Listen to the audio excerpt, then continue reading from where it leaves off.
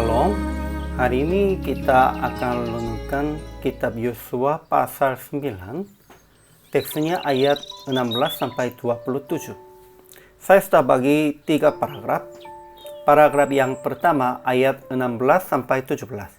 Setelah lewat 3 hari, sesudah orang Israel mengikat perjanjian dengan penduduk Gibeon, mereka baru mendengar bahwa orang-orang itu tinggal dekat mereka. Paragraf yang kedua, ayat 18-23. Sekalipun bersungguh-sungguh semua umat, pemimpin-pemimpin itu berkata, kami telah bersumpah kepada mereka demi Tuhan Allah Israel. Oleh sebab itu, kita tidak boleh mengusik mereka. Paragraf yang ketiga, ayat 24-27. Orang-orang Gibeon berbuat demikian sebab sungguh merasa takut kehilangan nyawa. Akhirnya mereka diselamatkan dan menjadi tukang belah kayu dan tukang timba air untuk mezbah Tuhan. Kesimpulannya, setelah lewat 3 hari, sesudah orang Israel mengikat perjanjian dengan penduduk Gibeon, mereka baru mendengar bahwa orang-orang itu tinggal dekat mereka. Maka bersungguh-sungguh semua umat kepada para pemimpin, sebab tidak menuaskan mereka. Pemimpin-pemimpin itu berkata, kami telah bersumpah kepada mereka demi Tuhan Allah Israel. Oleh sebab itu, kita tidak boleh mengusik mereka. Yosua mengambil mereka dan mendengar cerita mereka. Mereka sungguh merasa takut kehilangan nyawa, karena telah dikabarkan bahwa Tuhan memerintahkan akan memunahkan seluruh penduduk negeri itu. Jadi mereka hanya meminta perlindungan atas nyawanya. Mereka berkata, kami ini dalam tanganmu. Berlakukanlah kami seperti yang kau pandang baik dan benar untuk dilakukan kepada kami. Dan mereka menjadi tukang belah kayu dan tukang timba air untuk mezbah Tuhan.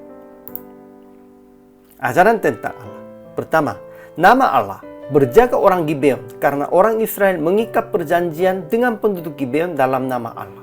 Ya, kemarin sudah kita renungkan tentang ini.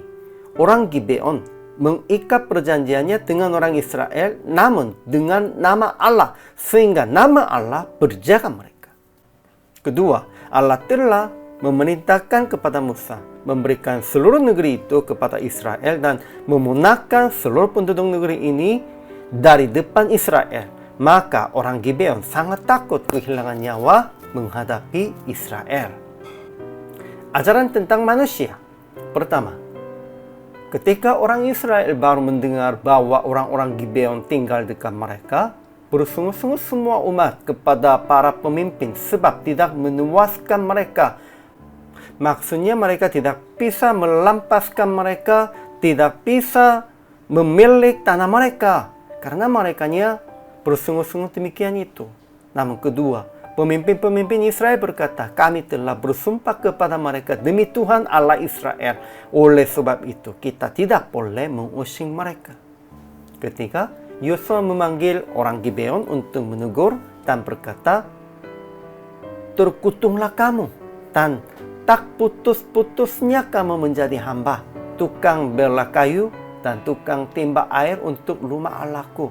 Ya, memang ini Yosuanya katakan ini kutuk dan mereka harus menjadi hamba demikian itu. Namun keempat, orang-orang Gibeon menerima keputusan dari orang Israel dan mereka menjadi tukang belah kayu dan tukang timba air untuk mezbah Tuhan.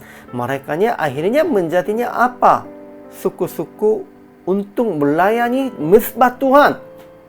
Ya, itu juga kepada mereka menjadi anugerah. Aplikasinya. Pertama, meninggikan nama Tuhan dengan tetap menepati janji. Sekalipun kelihatannya itu rugi, kita harus menepati janjinya. Kedua, menghargai orang-orang yang berasa takut dan memohon keselamatan menghadap Tuhan. Ketiga, mendengar seksama perkataan orang-orang yang belum mengenal Yesus. Bagaimana mereka mendengar kabar tentang Yesus dan Tuhan, dan bagaimana mereka bisa kembali kepada Yesus. PR praktiknya, melakukan sebagai anak Allah, supaya orang-orang mendengar kabar yang baik tentang orang-orang Kristen dan menepati janji dengan mereka supaya melihatkan kesetiaan Tuhan. Karena mereka sudah tahu kita orang Kristen, kita anak Allah. Kalau begitu, mereka pasti harus melihatnya apa nama Allahnya melalui kehidupan kita. Kita harus jelaskan ini. Dan untuk ini juga kita harus menepati janjinya dengan mereka. Inilah kehidupan orang Kristen. Hari ini juga selama melayani, Tuhan Yesus memberkati.